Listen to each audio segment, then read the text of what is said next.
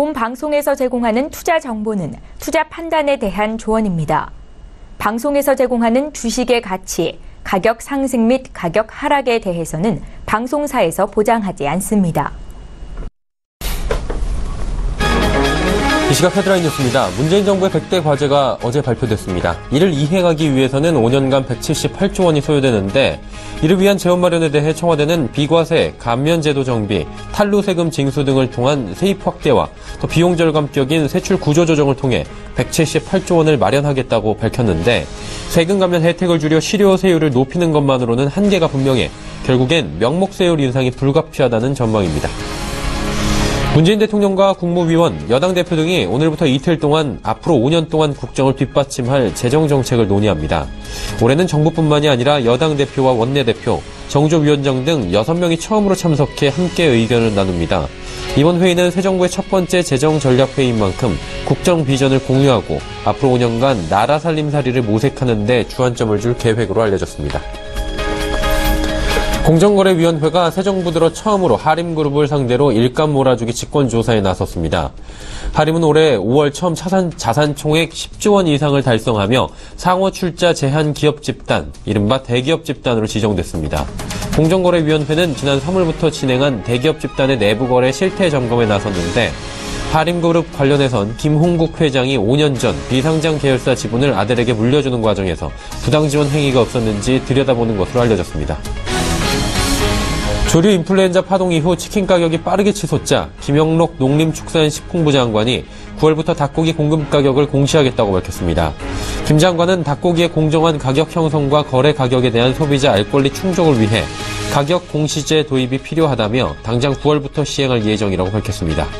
대형 공급업체들이 농가 등에서 공급받는 산지 가격을 공개하고 이들이 치킨 프랜차이즈 업체나 대형 유통업체 얼마에 공급하는지도 주간, 월간 단위로 공표할 예정입니다.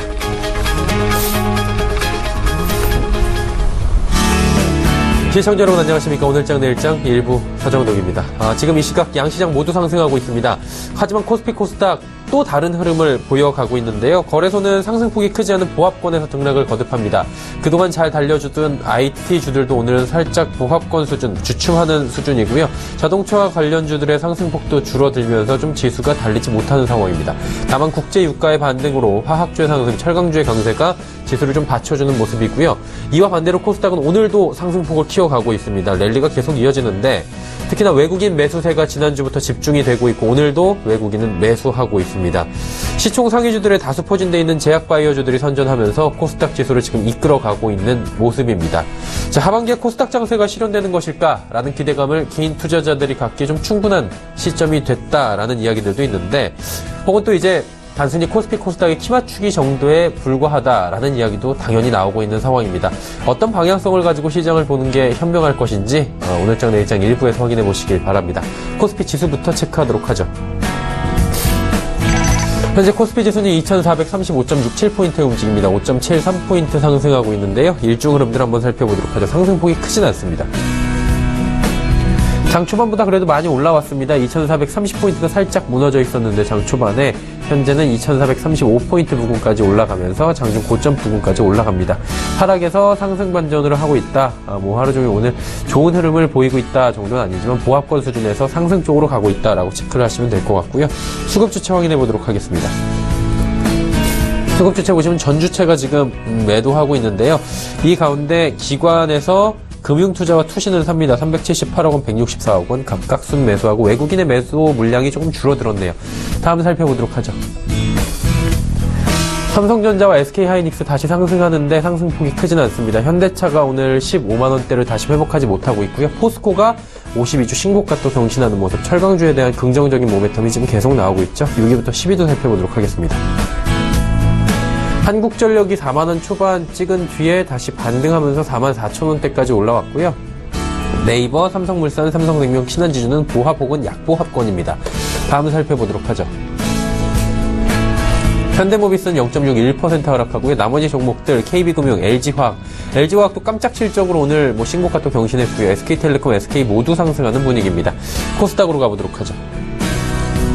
코스닥은 675포인트까지 현재 올라가고 있는 상황이고요. 어제에 이어서 오늘도 분위기가 굉장히 코스닥 지수는 좋은 상황입니다. 일중 흐름도 살펴보도록 하죠. 역시나 그래프의 모습은 매일 비슷합니다. 전약 후 강, 장이 진행되면 진행될수록 매수세가 몰리는 모습인데 오늘도 675포인트 장중 고점 부근에서 지금 2시 이후에 장이 진행되고 있습니다. 수급 주체 확인해 보도록 하죠. 외국인이 강하게 또 오늘 매수가 들어오면서 344억 원 삽니다. 기관은 15억 원 파는데 투시는 150억 원 이 와중에 사고 있고요. 개인은 185억 원 팝니다. 시총 보도록 하죠. 전부 빨간불입니다. 셀트리온부터 코미팜까지 올라가는데 코미팜이 4만원대를 돌파를 했고요. 메디톡스, 셀트리온, 일단은 바이오주들, 제약주들 전체적으로 흐름 오늘 좋습니다. 다음 살펴보도록 하죠. 휴젤도 오늘 60만원대 드디어 넘어서면서 또 52주 신고가 경신했고요. IT 관련주인 SK머티리얼즈만 살짝 소폭 하락하고 나머지 종목도 모두 상승합니다. 신라젠도 지금 3%가 넘는 상승폭 가져갑니다. 다음 살펴보도록 하죠.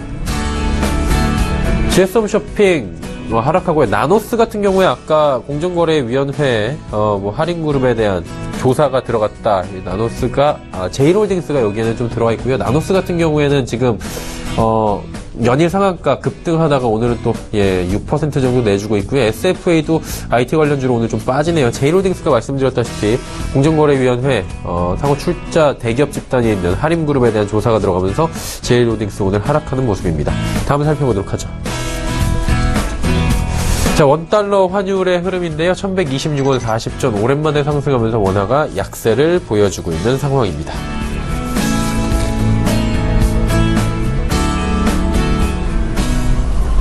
국내 양 증시 흐름 여기까지 살펴보도록 하겠습니다.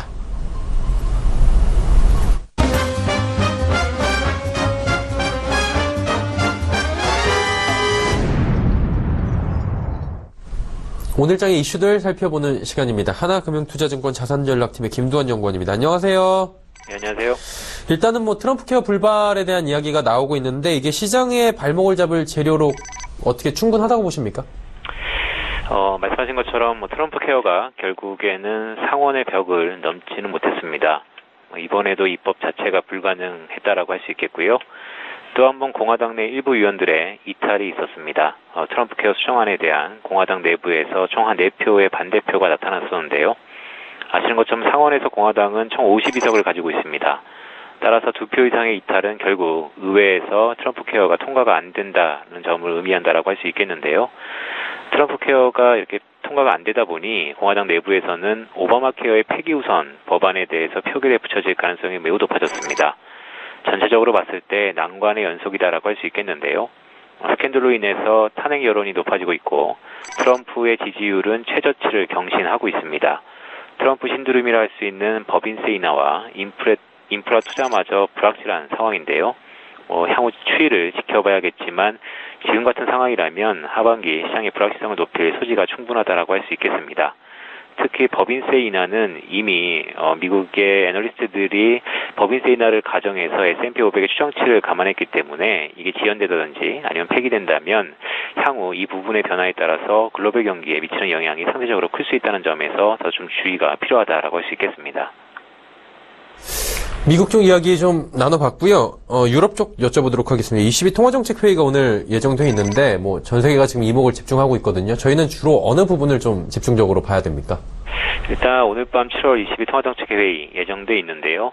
우리 시각으로 한 9시 45분 내외 발표 예정입니다. 하반기 전반적으로 놓고 봤을 때 유럽중앙은행의 긴축 전환 가능성이 최대 화두다라고 할 수 있겠는데요.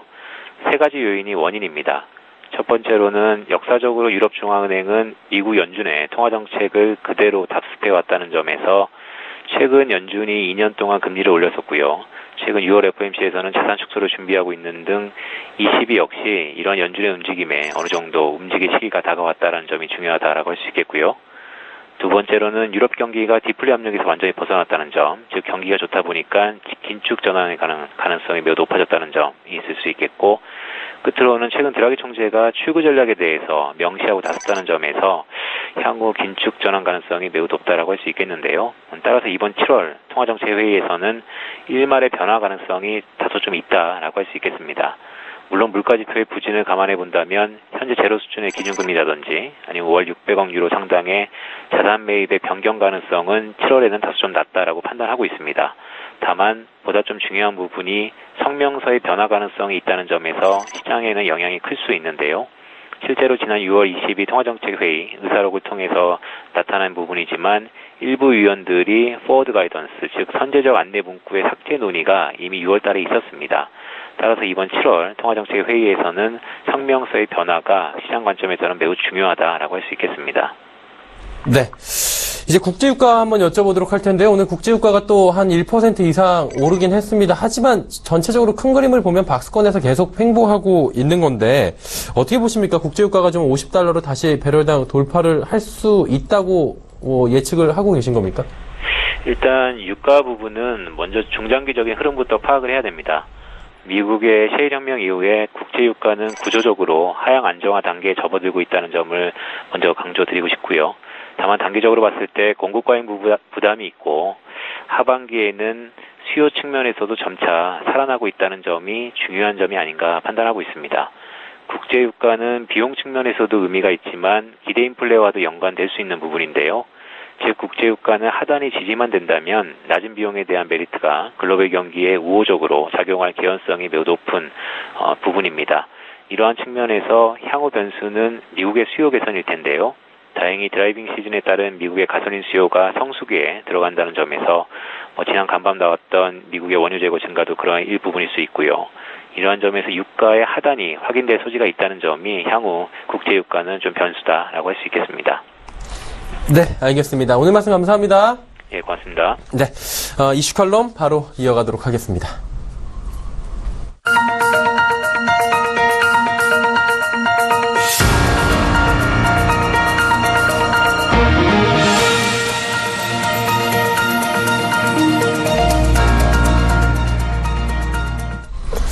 마켓 리더들과 함께하는 시간 이슈 칼럼 시간입니다. GFM 투자연구소 이진우 소장과 함께하도록 하겠습니다. 선생님 안녕하세요. 네, 안녕하세요. 네, 조금 전에 김두한 연구원과도 이야기를 잠깐 해봤는데 22 통화정책회의 우리가 사실 우리뿐만이 아니라 전 세계가 지금 이목을 집중하고 있는 상황인데 테이퍼링에 대한 여러 가지 얘기가 나올 것으로 지금 예측을 하고 있지 않습니까? 예.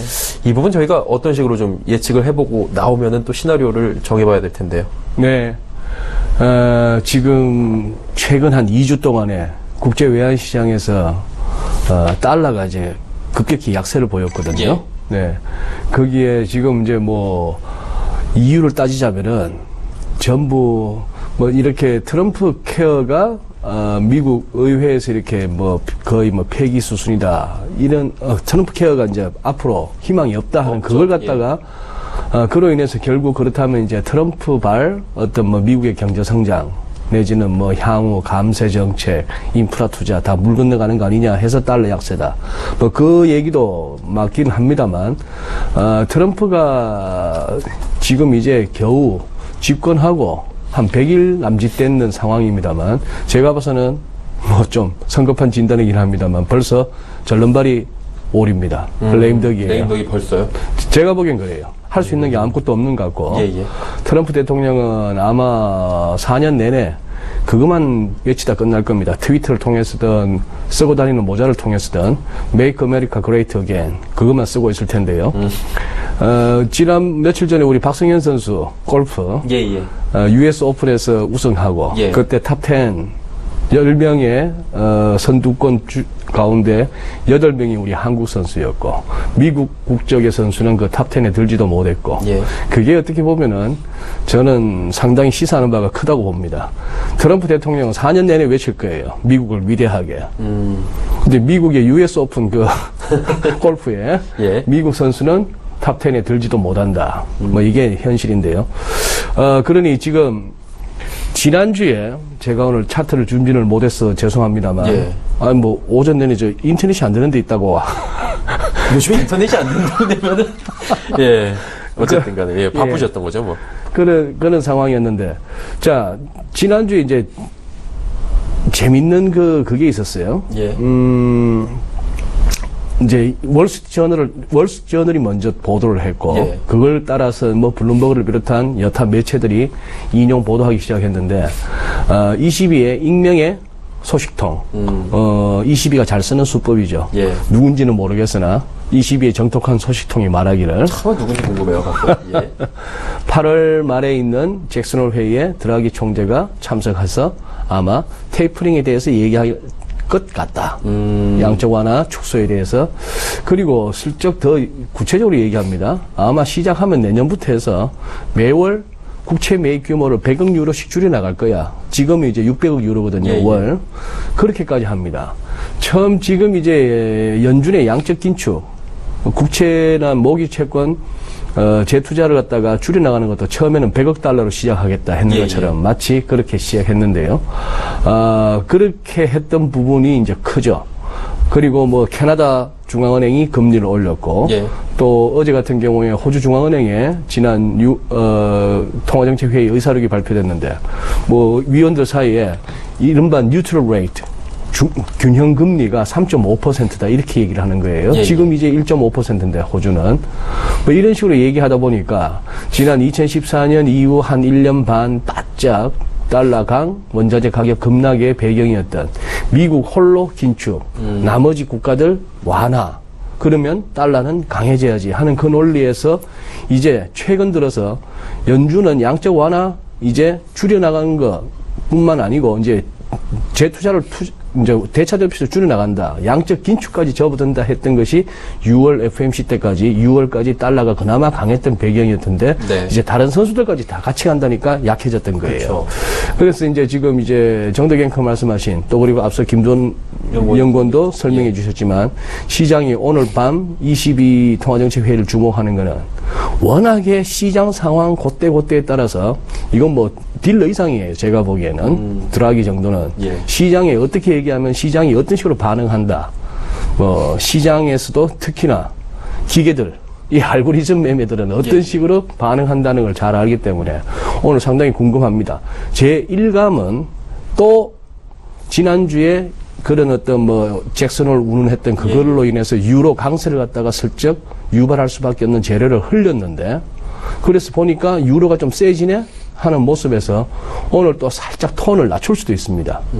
우리 또 그놈의 양적 완화, 경기 상황, 뭐 물가 계속 살아날지 모르겠네 이렇게 또 자신 없는 소리 예. 또 아니면은 양적 완화를 갖다가 뭐 계속 필요하다면 해야 된다 이런 식의 또 멘트를 날릴지도 모르겠습니다. 그러나 그게 아니고 여전히 계속해서 조금은 이제 22도 출구 전략 쪽으로 가야 된다. 금리 정상화 쪽으로 가야 된다 하는 어떤 뉘앙스가 나온다면은 네. 최근 2주간에 가팔라졌던 이 달러 약세가 오늘부로 좀 더 가속도가 붙을 수도 있는. 야, 네. 말 한마디에 그럴 수가 달러의 그 향방도 결정이 될 수 있고요. 전 세계 증시가 또 22가 이렇게 해버리면 미국이랑 22가 뭐 같이 간다라는 동조화 현상이 조금 나타나는 것 같으면 타국가 뭐 BOJ도 그렇고 그쪽으로 좀 가지 않겠습니까? 그런 것들도 지금 뭐 네. 시작을 하는 부분이 오늘 저녁이니까요. 이 얘기는 뭐 결과 나오면 또 다음 주에 저희가 네. 이진수 장께 여쭤보도록 하고 미중 간의 경제 대화가 시작됐다. 네. 이 부분도 한번 여쭤보도록 하겠습니다. 네. 미국 정부는 뭐 우리나라뿐만이 아니라 중국한테도 무역 불균형이 지금 계속되고 있고 네. 이 부분을 바로 잡겠다라고 천명을 하고 있잖아요. 이게 될 거라고 보십니까 이게? 지금 이미 결론이 났죠. 예. 지난 4월이었습니까? 그 미중 정상회담 예. 트럼프 대통령 소유하는 그 플로리다의 마라라고 리조트에서 네. 시진핑 주석과 미중 정상회담이 있었죠. 네네. 그때도 어떤 합의를 이끌어낸 이후에 성명서나 기자회견 없었습니다. 자, 이번에도 결국 어제 끝났는데 그때 나왔던 게 이런저런 현안들 100일 후에 가서 미중 경제 대화라고 해서 비중 있는 인사들 다 참여해서 한번 이 무역 적자 문제부터 해서 한번 해보자 했는데 결국 또 100일 세월만 보냈어요. 그렇죠. 그대로 지금 가고 있는 거 아니겠습니까? 일단 보니까 이번에도 성명서 없습니다. 성명서 없고 합의된 도출도 없고 그런 상황이고 일단 중국이 성의가 없네요. 제가 보기엔 이쪽에 미국 쪽은 머누신 재무장관 참석했고요. 윌브로스 상무장관 참석했고 예. 거기다가 옐런 의장까지 참석했습니다. 그런데 저쪽에서는 국무원 부총리 왕양 예. 그리고 재정부장도 아니고 예를 들어서 외교부장 같은 우리 뉴스에 자주 보는 왕이 예. 우리 문 대통령과 악수하면서도 이렇게 툭툭 어깨 쳤다는 그 왕이 말이에요. 깜짝 놀랄 만한 제스처였죠, 사실. 아들뻘 되는 마크롱도 트럼프 대통령하고 그렇게 맞다이를 놓기는 합니다만, 예. 그 사진은, 그 장면은 굉장히 불쾌했죠. 예. 네, 그랬는데, 재정부장도 아닌 재정부부장. 부부장. 자, 이런 식으로 앉혀놓고 얘기를 해서 전혀 이끌어낸 게 아무것도 없습니다. 없는 상황이고, 그래서 지금 이제 외신의 헤드라인도 그렇게 뜨네요. 향후 트레이드 텐션, 어떤 무역과 관련한 긴장이 미중 간에 좀 더 고조될 것 같다 하는 그런 상황이죠. 왜냐? 그때 이후로 미국 쪽 입장에서는 그랬어요. 조금 북한을 갖다 좀 압박을 해서 이 북핵 문제 관련해서 그동안에 이 한반도를 둘러싸고 있던 이 부분에 중국 너희가 좀 역할을 해줘서 우리 미국의 체면을 좀 살려준다면은 이러나 저러나 적자는 쌓일 거 그 부분에 좀 양보하려 했는데 그동안에 된 것도 없고 ICBM 뻥뻥 쏘아 올리고 이런 상황이다 보니까 무너졌습니다. 그래서 지금 국제 정치 평론가들은 향후 미중 그동안에 한 100일 동안의 허니문이 깨졌다. 제가 봐도 상당히 공감이 가는 그거죠. 시진핑 주석 절대 물러서는 모습 안 보일 겁니다. 강하더라고요. 금년에 약한 모습 보였다가는 가을 공산당 대회 앞두고 앞으로 또 5년 더 해야 되고 그렇죠. 자기 사람 다 심어놓고 있는 이 과정에서 미국한테 휘둘리는 모습 절대 안 보이겠죠. 네. G2 국가에서 이제 오히려 이제 패권을 잡기 위해서 삐그덕거리는 소리가 계속 이어질 것 같습니다. 예. 그리고 이제 기사 보니까 아까 달러 얘기 잠깐 해주셨는데 달러 팔아야 될 이유는 차고 넘친다라는 이런 기사까지 지금 나오고 있어요. 네. 트럼프 케어 지금 말씀하신 대로 거의 안 되는 것 같고요. 네. 그러다 보니까 20이 오늘 드라기 총재 이야기에 따라서 달러도 왔다 갔다 하는데 달러가 어떻게 향방을 좀 잡을 걸로 예상을 하십니까? 예, 지금 정덕앵커 소개하신 그 달러를 팔아야 할 이유가 차고 넘친다. 그 기사가 상당히 회자되네요. 많이 회자돼요. 예, 그게 지금 뉴스원의 기사에서 첫 헤드라인 잡고. 그렇게 잡았는데 상당히 이렇게 그런 첫 문장을 보게 되면 기사를 읽게 되죠. 네네. 그런 상황인데. 잘 뽑았어요? 잘 뽑았죠. 그런 얘기입니다. 그러니 첫째, 중앙은행들의 정책에 있어서 미국만 유독 연준만 그렇게 해서 달러가 강해질 이유 없는 것다. 다 같이 긴축으로 간다고 한다면 달러가 강해질 이유 있는가 하는 그 얘기. 결국 그래서 이제 가장 중요한 국가 간 금리 격차 차원에 있어서 최근 들어서 부쩍 독일 국채 수익률도 오르니까 미국 국채 수익률 오르는 것보다 독일 더 빨리 오르니까 스프레드가 줄어들고 이런 것들은 그냥 요즘 사람들이 일일이 그거 국채 시장 따져보고 하는 게 아니니까 그런 걸 다 컴퓨터에 다 연계시켜 놓으면은 그런 상황이 어느 순간 그냥 주문이 나가는 거예요. 네네. 이렇다면 유로 사야겠네, 달러 팔아야겠네 이런 식으로 해서 급격한 움직임이 나오고 어떤 발언이 나오면 그 발언의 성격 따라서 주문이 아주 또 동시에 나오고 그런 상황인데요. 거기에다가 정치적으로 봤을 때도 그동안 작년 11월 초 이후에 올랐던 게 트럼프 덕분이라면 그거 다 까먹었거든요. 그렇죠. 참 차트를 오늘 준비해서 보여드렸으면 딱 좋을 뻔했는데 멕시코 페소 환율 같은 경우는 11월 그때 트럼프 당선 이후에 쭉 올랐던 부분 다 까먹고 더 내려왔습니다. 오히려요? 네, 그런 상황까지 왔는데 자 그렇게 되기 때문에 앞으로는 달러를 팔만 하다라고 하는데 반면에 또 같은 시점에 JP 모간 자산운용인가? 모간 스탠리인가? 좌우지간 모간자가 들어가는 그쪽에서, 하반기, 결국, 지금 단기적으로는 달러가 약세 압력이 처하나, 결국은 달러는 강해질 것이다라는 어떤 전망을 내놓으면서, 시장이 연준을 너무 과소평가하고 있다. 이제 그런 식으로 얘기를 하는 거죠. 그게 또 이제, 지난주에 있었던 옐렌 의장의 하원, 상원에서의 그 정언이 또 사람들을 헷갈리게 만들어서 그렇다고 하는데 저로서는 그렇습니다. 지금 95를 내려온 달러 인덱스 레벨인데 아직까지 완전히 우리가 최근 1년 사이 봤던 저점을 깬 상황도 아니고 우리 서울도 1120원에 대한 어떤 당국의 경계감이 그리고 당국의 의지가 지난 이틀 동안 읽혀졌습니다. 딜러분들은 당국이 움직인 걸로 보고 있습니다. 이번에 스무딩 차원을 넘어서 확실하게 1120원 갖다 막기 위한 어떤 그런 부분이 나왔고 오늘도 한 25원, 26원 정도에서 지금 25원 70전이에요. 네, 그 정도죠. 그렇다면 이제 1120원의 그 중요성 그동안 매주 제가 보여드렸던 차트요. 데일리든 위클리든 간에 그 올라오고 있는 우상향하고 있는 그 상승 추세선 이 부분을 갖다가 아직 확실히 깨지 못해서 그런 상황입니다. 아마 우리 당국도 예를 들어서 드라기 총재가 확실하게 어떤 뭐 강하게 오늘 밤에 그런 얘기를 해서 밤사이에 글로벌 달러가 또 한번 쿵 무너진다면 물러서겠죠. 그리고 그전에는 한번 1120원에 대한 당국이 의지를 좀 드러낸 그런 주간입니다. 뭐 1120원 말씀하셨으니까 다시 그쪽으로 가서 마지막 질문을 좀 드려볼 텐데 네. 환율 전문가시니까요. 말씀하셨던 1120원 레인지는 여전히 굳건한 것 같아요.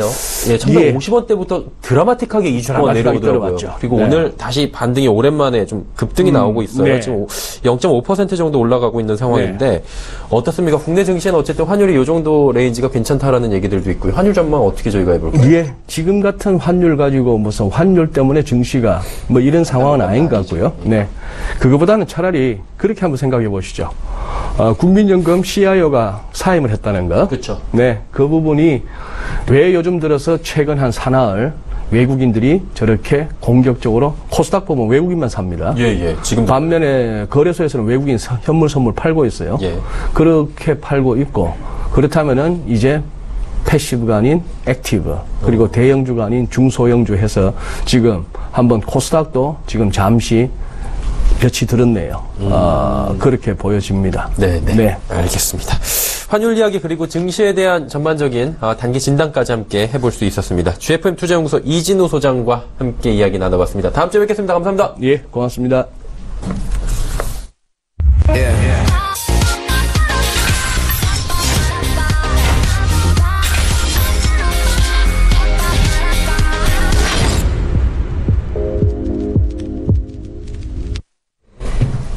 평택 촌놈의 정석 투자 시간인데요. 일단은 현 증시 상황부터 좀 짚어보고 수급주체까지 한번 짚어봐야 될 것 같습니다. 좀 변동이 생겼는데요.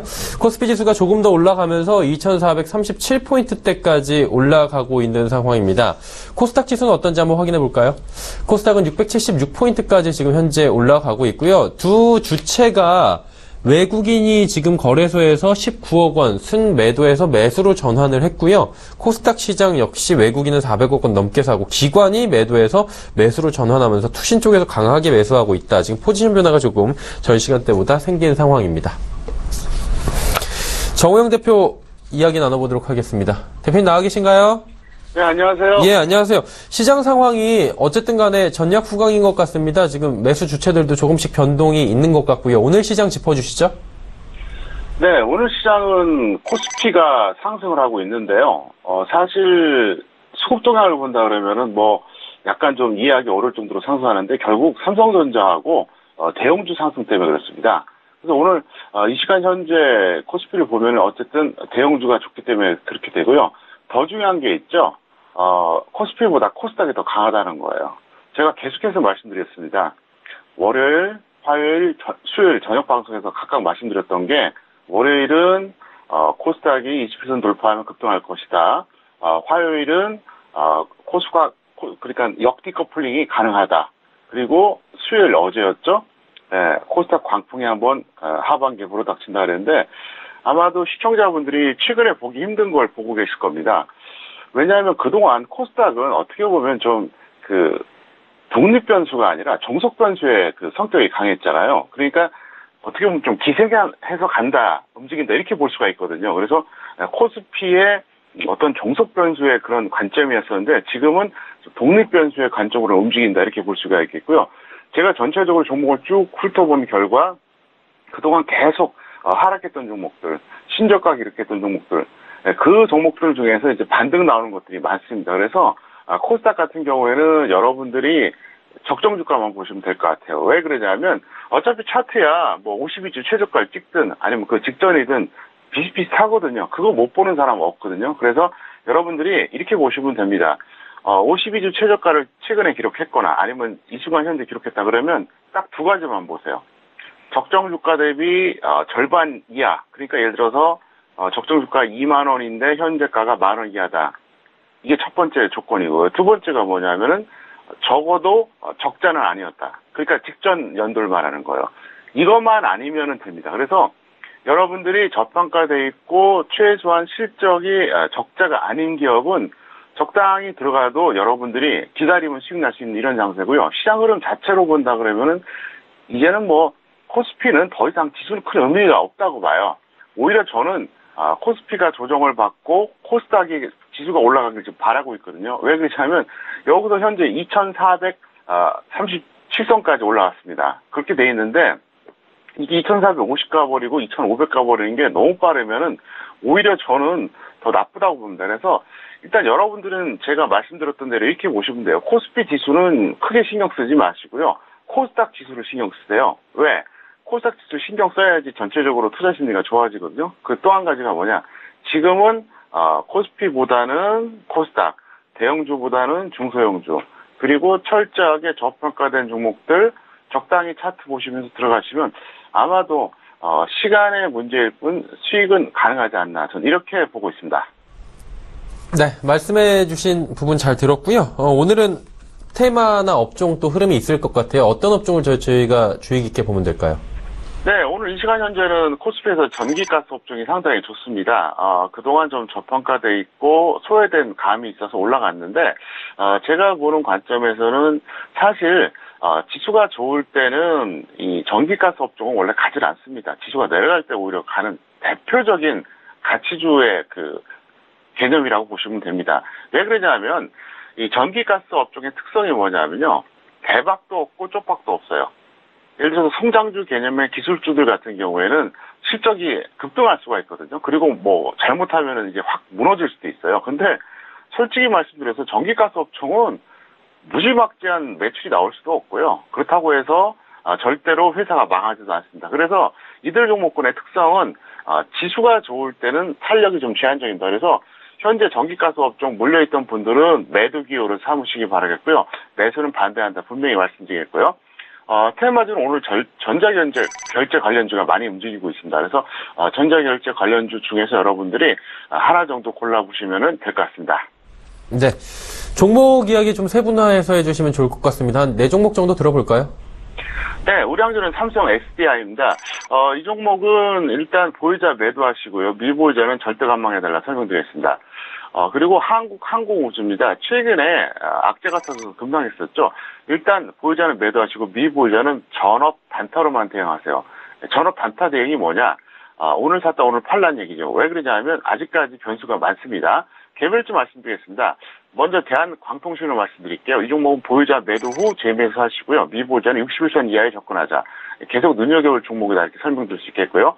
DMS입니다. 영어로 DMS입니다. 보유자는 홀딩하시고요. 미보유자는 5일선 이하로 접근하시면 무난할 것 같습니다. 네, 오늘도 장 마감까지 1시간도 남지 않았습니다. 이 짧은 시간 동안에 어떤 방향성을 가지고 투자하면 좋을지 조언 부탁드립니다. 네, 지금은 이렇게 하세요. 주식 비중 한 50에서 70% 정도 보시고요. 코스닥에서 그동안 계속해서 내려갔던 종목들. 그러니까 뭐 최근 1개월 이내에 52주 신저가 기록했던 종목들 중에서 조금 전에 제가 말씀드렸던 대로 적정 주가 대비 최소한 2분의 1 이하. 그러면서 적자는 아닌 기업. 요거만 고르시면 제가 볼 때는 수익 확률이 상당히 높다고 저는 확신하고 있습니다. 네, 알겠습니다. 오늘장 전략까지 함께 들어봤습니다. 오늘 말씀 감사합니다. 네, 감사합니다. 정호영 대표와 이야기 나눠봤고요. 오늘장 내일장 1부 함께 하셨습니다. 잠시 뒤 2부에는 종목 이야기 준비되어 있는 거 다 알고 계시죠? 100원의 정보 이용료 추가되는 샵 0082번을 통해서 종목 상담 남겨주실 수도 있고요. 두 분의 전문가들과 함께 많은 종목 이야기해보는 라이브 매매타임 준비가 돼 있습니다. 자, 오늘은 헌터스 경제연구소의 김진석 소장, 그리고 메리츠증권증권 여의도금융센터의 권홍섭 연구원 두 분과 함께 하도록 하겠습니다. 2부에서 뵙겠습니다. 고맙습니다.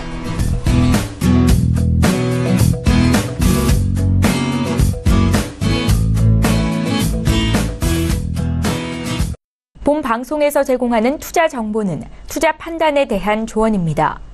방송에서 제공하는 주식의 가치, 가격 상승 및 가격 하락에 대해서는 방송사에서 보장하지 않습니다.